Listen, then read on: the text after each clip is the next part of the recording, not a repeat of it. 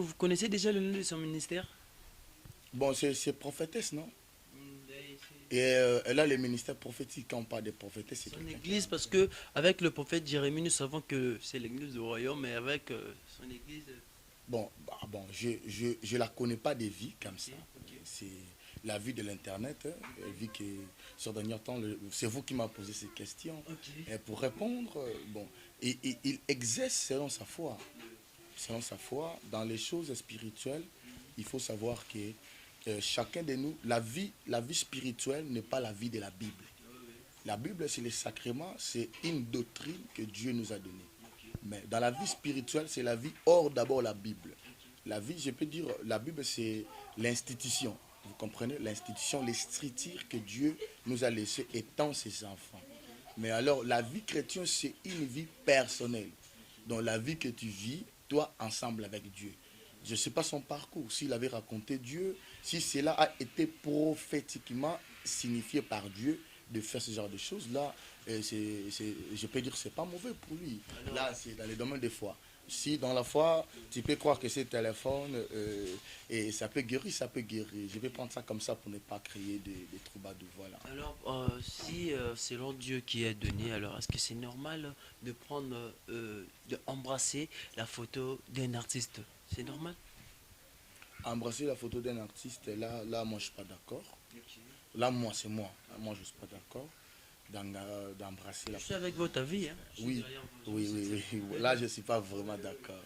Je ne suis pas d'accord à ça, mais chacun, il sait ce qu'il fait dans la présence de Dieu. Chacun sait ce qu'il fait. Voilà, c'est un peu ça. Voilà, au fait, Jérémie, parlons d'histoire de prophète. Est-ce que quelque chose qui est entré physiquement, et au fait, qui est entré spirituellement, peut sortir physiquement? Mais la Bible dit il sortait de ses yeux comme les écailles, dans les yeux de Paul.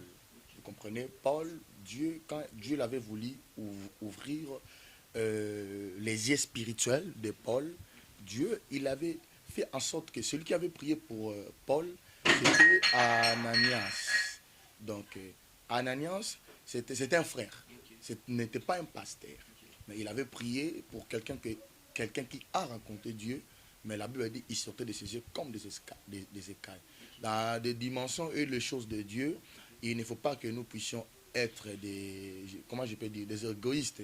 Chacun de nous a la manière dont Dieu l'utilise. Et chacun de nous a son parcours avec Dieu.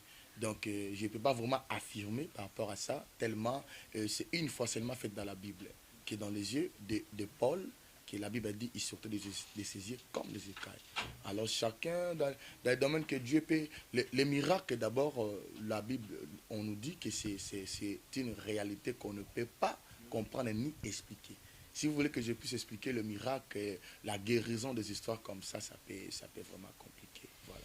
Voilà, merci beaucoup, prophète Jérémie. Est-ce que vous pouvez nous donner quelques différences avec la personne qui a fait la théologie et un prophète qui n'a pas fait la théologie? C'est quoi en fait la théologie? Ça apporte quoi dans l'évangile? Bon, la théologie, je peux dire dans l'évangile, dans les contextes évangéliques, la théologie, ça porte rien. Parce que évangile, c'est la mort et la résurrection de Jésus-Christ. Là, c'est clair. Là, évangile, tout le monde qui a passé à la ferme, il va comprendre que l'évangile, c'est l'enseignement que de Jésus. C'est ça ce qu'on appelle l'évangile. L'évangile n'est pas l'église c'est autre chose, vous comprenez. Le message, la mission, notre mission générale, d'abord, c'est de mettre Christ au centre de tout. De mettre Christ au centre. Quand Christ, il est au centre, mais au coin là, il y a aussi des combats spirituels, il y a plusieurs messages, messages de délivrance, messages prophétiques et autres.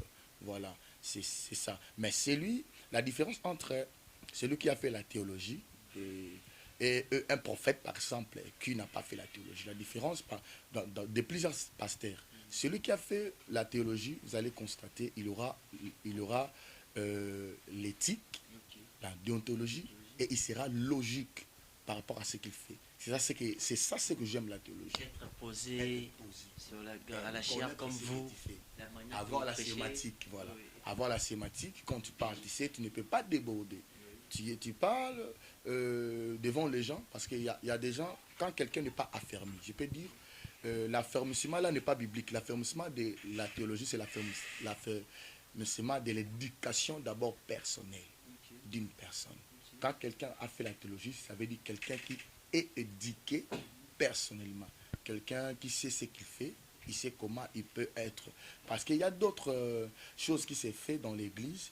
C'est là, moi je peux dire, je ne peux pas appuyer plus la théologie. Hein, c'est manque au moins de la sagesse. Hein, parce que la théologie, c'est aussi l'étude de la sagesse. L'étude des philosophes, des gens par qui vont avoir la maîtrise de plusieurs choses de ce qu'il fait. Donc voilà, c'est un peu ça. Voilà, et pour un peu rappeler aux internautes qui nous suivent, c'est qui votre père spirituel? Mon père spirituel, c'est le prophète Jérémie.